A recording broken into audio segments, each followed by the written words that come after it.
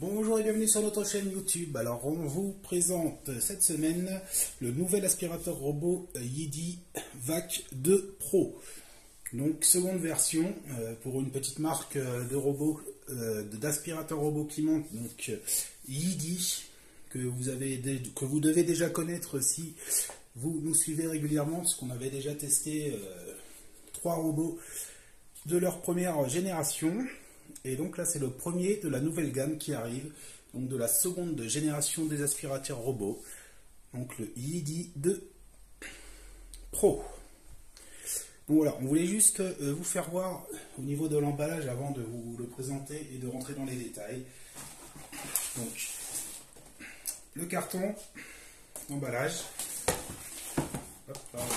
la coque moulée, donc dans laquelle étaient logés tous les accessoires.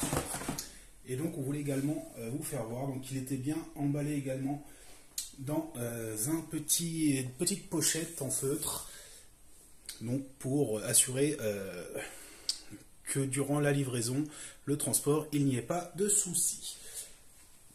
Voilà, donc on a enlevé les protections pour que vous puissiez effectivement mieux voir ce nouvel aspirateur robot. Et donc on va vous faire le tour déjà dans un premier temps des accessoires.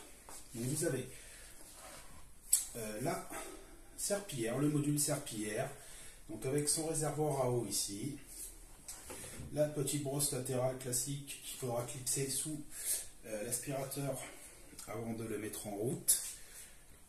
Et de l'autre côté, on va avoir là aussi assez classique la base de charge avec sa prise et les petits documents, voilà, de présentation. Voilà, donc avant de vous le montrer en fonctionnement, on fait rapidement le tour donc, de cet aspirateur robot de la nouvelle génération. Donc on voit déjà au niveau du design que toute la façade avant a été revue. Donc existe la grande paroi façon miroir, un peu noire.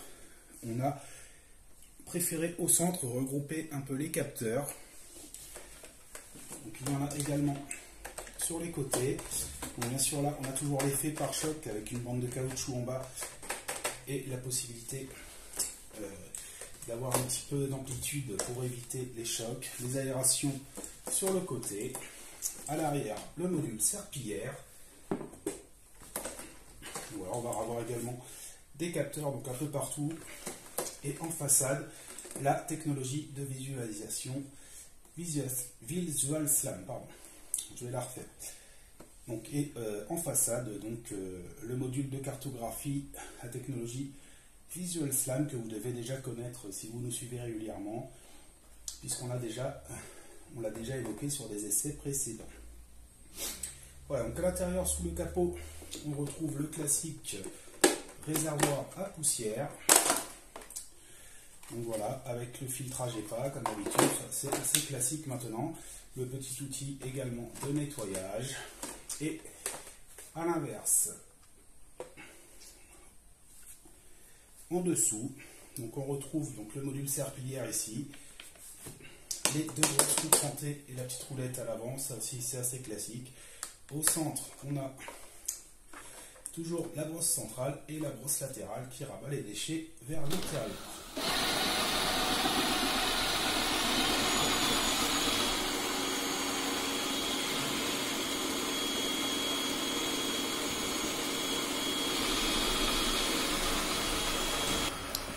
Donc au niveau maintenant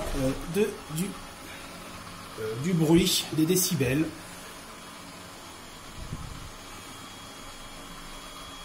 Donc là on est à vitesse 3 sur 4. Et donc on est aux environs de 70 décibels. Si on le passe en vitesse maximale,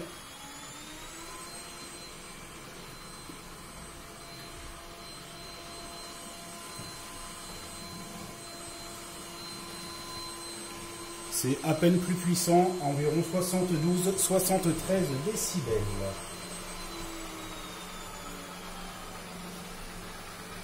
Donc sachant que ce modèle donc, a une puissance d'aspiration de 3000 PA. Donc PA veut dire Pascal, c'est l'unité de mesure de la pression. Donc c'est une puissance assez intéressant puisque la plupart des aspirateurs robots du marché vont tourner entre 1500 et 2500 pascal. Lui monte à 3000 PA, donc c'est quand même une belle puissance d'aspiration également. On retrouve comme sur les autres modèles donc le système d'aspiration 2 points avec une brosse rotative latérale qui rabat les déchets vers l'intérieur du robot, où se trouve au centre la brosse en V, donc la brosse centrale en V qui elle soulève les petits déchets, les poussières qui sont donc aspirés dans le réservoir juste à l'arrière. Je ne sais pas si on verra bien la vidéo, mais ça ne se voit pas à l'œil nu. Mais on le voit justement en filmant avec les objectifs qui balancent des petits flashs à l'avant qui lui permettent de se repérer dans l'espace. Et comme vous pouvez le voir également, les capteurs, donc des petits flashs, des petits points rouges. Donc ce sont tous les capteurs qui s'occupe justement de détecter les obstacles, de se repérer dans l'espace. Donc il y a quand même une caméra, un appareil photo, plein de petits capteurs tout autour de l'aspirateur qui permettent d'avoir une cartographie très performante. La navigation donc Visual Slam. Alors, on ne verra pas très bien, j'imagine, c'est du faire voir. Le mouvement de la serpillière à l'arrière, donc on voit effectivement qu'elle oscille. Alors je ne sais pas si ça se verra bien à l'image, mais on le voit à l'œil nu effectivement qu'elle oscille. Donc on a principaux avantages, donc la navigation Visual Slam, donc avec son appareil photo dessus qui permet de prendre des points de repère et des capteurs un peu partout. Et donc la nouveauté sur ce modèle, on a vu également au niveau de la présentation, le module à l'avant qui a été entièrement revu. Et donc on a intégré une caméra et des façades un petit peu en diamant en fait, qui permettent de repérer les obstacles en 3 dimensions. Donc les objets qui traîneraient au sol, grâce à cette petite caméra et des détecteurs placés en quinconce, donc en croisée, de mieux repérer en 3 dimensions les objets qui traîneraient au sol pour les éviter. Et donc on voit également qu'il navigue bien en ligne droite. Donc d'abord il a fait le tour pour nettoyer le bord des murs et maintenant il s'occupe de l'intérieur de l'espace qu'il a nettoyé. Donc sachant que là on a donc mis simplement le nettoyage du couloir pour qu'on l'ait en visuel, qu'on soit obligé de courir après avec la caméra. Donc on a une serpillière à la fois oscillante à 480 répétitions par minute, donc qui oscille de l'avant vers l'arrière, un peu comme vous le faites vous avec votre brosse à dents électrique ou même votre brosse à dents manuelle d'ailleurs. Vous frottez autant de haut en bas, sauf que là à 480 répétitions par minute, ça fait 8 allers-retours à la seconde, donc c'est assez rapide. Par contre à l'œil nu ça se voit pas très bien puisque forcément c'est sous l'aspirateur robot au contact du sol. Mais je pense qu'il n'est pas nécessaire d'avoir fait de grandes études pour comprendre que c'est plus efficace forcément qu'une serpillière fixe tractée à l'arrière. Là non seulement ça oscille donc pour faire une action de va-et-vient, mais en plus ça vibre, ce qui permet donc de mieux contacter le sol, de faire des petits contacts réguliers avec le sol qui apportent une meilleure pression. Voilà, donc on va rapidement vous faire le tour de l'application, donc Yidivac 2 Pro. Donc l'application smartphone qu'on a déjà vu lors de nos précédents tests, puisque ce n'est pas le premier aspirateur robot de cette marque que l'on essaye, l'application est identique. Donc simplement vous avez en haut votre cartographie avec les pièces, donc comme vous pouvez le voir elles sont distinguées par des noms, des petits logos. Vous avez le petit logo du robot avec son petit logo vert de la recharge, donc de la base de recharge et du robot. Donc les numéros que vous avez 1, 2, 3, c'est l'ordre dans lequel on a demandé au robot qu'il nettoie les pièces, qu'on peut choisir dans quel ordre de pièces s'il nettoie, dans quel ordre il nettoie les pièces, pardon. En pointillé ici, vous avez les zones d'exclusion virtuelle. Donc rouge ou orange selon, puisque vous pouvez faire des zones d'exclusion virtuelle uniquement pour la serpillière ou pour le duo serpillière-aspiration. Donc par exemple, si vous avez un tapis, vous allez faire une zone d'exclusion serpillière, comme ça il va l'aspirer mais pas le laver. Et si vous voulez absolument qu'il ne passe pas, donc ça c'est plus des endroits où vous avez des câbles qui traînent ou des choses dans lesquelles il risque de se coincer, vous pouvez faire des petites zones d'exclusion totale. Donc ensuite, vous avez donc l'application classique, donc avec en haut le module principal. Vous pouvez faire nettoyage de zone, nettoyage personnalisé ou le nettoyage automatique classique. Vous pouvez modifier la carte, donc c'est ici donc que vous renommez les pièces. Donc vous voyez étiqueter les zones, donc ça c'est pour nommer les pièces.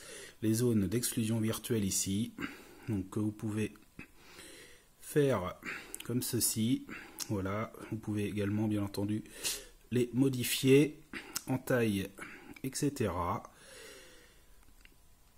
Et donc comme on vous disait, donc en rouge aspiration et serpillière, en orange uniquement serpillière.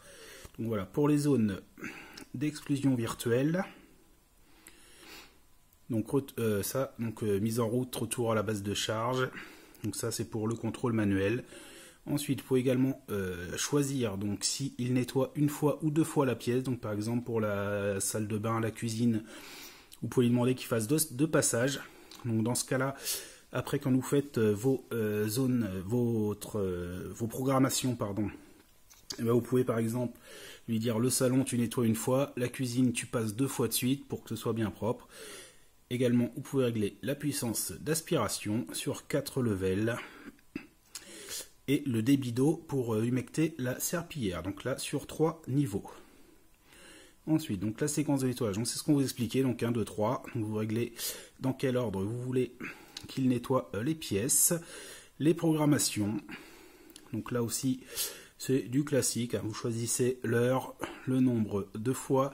S'il le fait tous les jours, seulement en semaine, le week-end, personnalisé.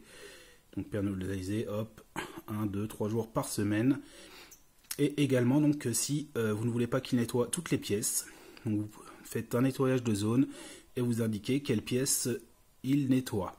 Donc là également, vous pouvez donc par exemple faire un nettoyage automatique de la maison complète un jour et un nettoyage des pièces, l'entrée, la cuisine, etc. plusieurs fois par jour. Donc vous faites autant de programmation que vous souhaitez. Donc l'alerte vocale, donc ça, c'est le robot a donc un haut-parleur. Et donc vous pouvez régler le volume de son haut-parleur ou le couper si ça ne vous intéresse pas, qu'il vous indique ce qu'il fait. Sachant qu'il a le français et qu'il est compatible avec la commande vocale, mais il n'a pas de micro. Donc par contre pour lancer un nettoyage vocalement, il faut passer soit par l'application du smartphone Alexa ou Google Assistant, nous on a testé avec Alexa, soit via une enceinte de commande vocale. Et donc paramètres de nettoyage, là effectivement vous avez des petites choses, vidage automatique, ça c'est pour la station de vidange qui n'est pas livrée, qui est vendue séparément. Aspiration, puissance automatique, donc ça c'est des capteurs qui vont analyser le poids et le volume des déchets à aspirer, et si besoin il va être capable de passer automatiquement lui-même sur une aspiration plus puissante aux endroits où c'est nécessaire. Et ne pas déranger, donc ça qui est assez intéressant. Alors, on va essayer de vous montrer, je ne vais pas y arriver. Voilà, donc là vous pouvez régler la nuit, nous on l'a réglé de 22h à 8h du matin pour qu'il ne se règle pas, qu'il ne se mette pas en route automatiquement. Normalement, si vous avez réglé vos programmes, ça ne pose pas de problème, mais pour s'assurer de ne pas être dérangé la nuit par exemple, vous pouvez régler une plage horaire spécifique. Donc voilà. Alors ici vous avez des petits réglages également de l'affichage de la carte. Et là les réglages, donc un truc intéressant également, vous avez des barres ici qui indiquent l'usure des brosses et du filtre. Donc au fur et à mesure des passages, la barre descend et quand elle arrive à 0%, ça veut dire qu'il est temps de remplacer le filtre ou les brosses. Ok, alors maintenant on va faire quelques petits tests. Donc là on a mis quelques lentilles au sol, on n'aime pas trop gâcher la nourriture, mais pour vous faire voir quand même la puissance d'aspiration, sachant que là on est à puissance 3/4.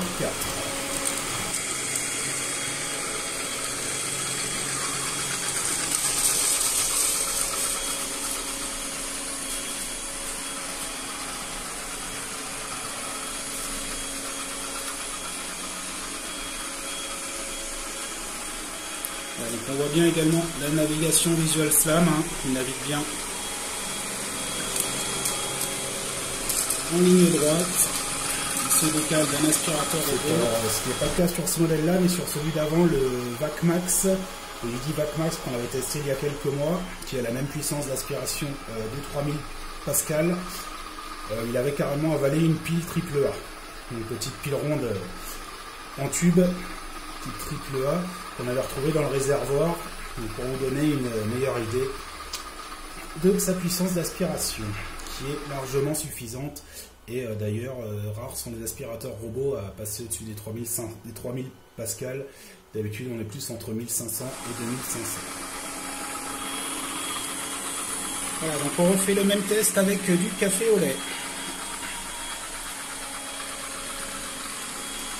Voilà, un petit coup de serpillière, il n'y a plus rien. C'est assez impressionnant. Et donc ça démontre la qualité de cette serpillière oscillante, qu'on ne voit pas très bien à l'œil nu, mais qui est vraiment très efficace.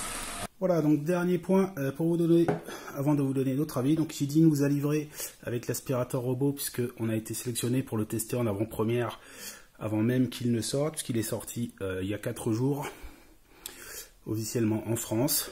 Donc une danse brosse à dents électrique, pour mieux vous faire comprendre le fonctionnement de la serpillière oscillante, qui est la principale nouveauté de ce modèle. Donc elle vibre, et en plus vous avez le petit mouvement, pas trop appuyé, le petit mouvement d'avant en arrière ou de gauche à droite, comme si vous laviez les dents en fait. C'est la même technologie, donc qui a été adaptée sur la plaque de la serpillière de l'aspirateur, donc qui à la fois vibre, donc ce qui permet de faire des petites pressions de haut en bas, et en plus qui oscille comme ça, on a vu, à 480 tours par minute, 480 répétitions par minute, 8 fois par seconde. C'est très rapide, hein. Ça doit donner quelque chose comme ça. Donc forcément, vous comprenez bien qu'entre une serpillière qui est juste tractée par l'aspirateur robot à l'arrière et une autre qui fait ce petit mouvement là, forcément on comprend assez facilement que la serpillière oscillante est largement plus efficace qu'une serpillière fixe. Donc on vous passe l'entretien, le nettoyage, hein. C'est comme d'habitude, on a vu, vous avez le réservoir à poussière qui se trouve au-dessus de l'aspirateur, sous le capot, donc qui s'enlève par le dessus, et le module, le bloc serpillière qui se retire par l'arrière. Donc il suffit tous les 2 ou 3 passages, ça dépend après bien entendu, tout comme l'autonomie d'ailleurs de la surface à nettoyer. Donc nous ici on nettoie, il n'y a pas grand chose, il y a 30 mètres en haut. Donc si vous avez bien sûr 50, 60, 90 mètres carrés à nettoyer, c'est un peu plus, ce sera un peu plus souvent qu'il faudra le faire. Donc vous videz le réservoir de poussière, vous remplissez le bac d'eau. Si vous voulez, vous mettez une petite goutte de produit nettoyant pour que ça sente bon. Ça, c'est à votre convenance. Et donc il a une autonomie annoncée de 220 minutes. Alors ça c'est sur des vitesses assez minimales, hein. Bien entendu il faut compter un petit peu moins, compter environ 2 heures d'autonomie à puissance aux 2/3, enfin, au niveau 3/4, au niveau aspiration et serpillière, parce que vous pouvez régler aussi, on va le voir juste après, dans l'application, le niveau d'humidification de la serpillière. Mais donc ça suffit largement, il faut compter aussi environ 1 minute par mètre carré nettoyé. Donc si vous avez comme nous 30 mètres carrés, le nettoyage complet va prendre environ 30 minutes. Si vous avez 60 mètres carrés, 60 minutes, et ainsi de suite. Et donc avec 2 heures d'autonomie, vous pouvez nettoyer une surface de 120 mètres carrés à peu près sans qu'il ait besoin de se recharger. Sachant également qu'il a la fonctionnalité de recharge automatique en cours de nettoyage si nécessaire, il rentre se recharger et revient ensuite finir le nettoyage qu'il avait commencé. Voilà donc pour cet essai de l'aspirateur robot Yidi Vac 2 Pro. Donc il est assez performant, c'est un bon aspirateur robot qui s'appuie sur les technologies existantes déjà de Yidi qu'on avait vu dans les essais précédents, mais qui apporte également deux nouveautés, donc avec la façade avant revue, avec la caméra et la détection en 3D des obstacles, qui permet de le retrouver moins souvent, et ça ne nous est pas arrivé encore de le retrouver bloqué en rentrant du travail, puisqu'il est capable d'éviter les dangers, les objets qui traîneraient au sol, qui ne devraient pas être là, les câbles, etc. Alors bon, les câbles, il aime toujours pas ça, hein, forcément. C'est un peu le point faible, mais bon.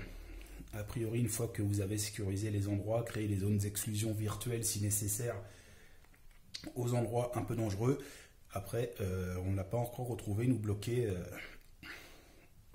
à un endroit où il n'aurait pas dû se trouver.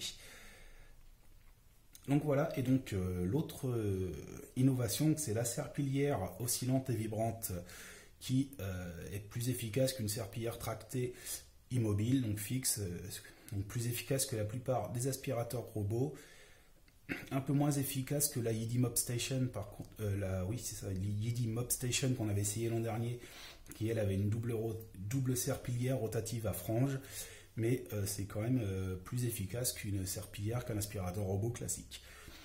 Donc ça n'empêche pas de faire un nettoyage soi-même aussi de temps en temps, mais ça permet de le faire moins souvent et c'est plus efficace sur les tâches un peu qui ont séché, etc.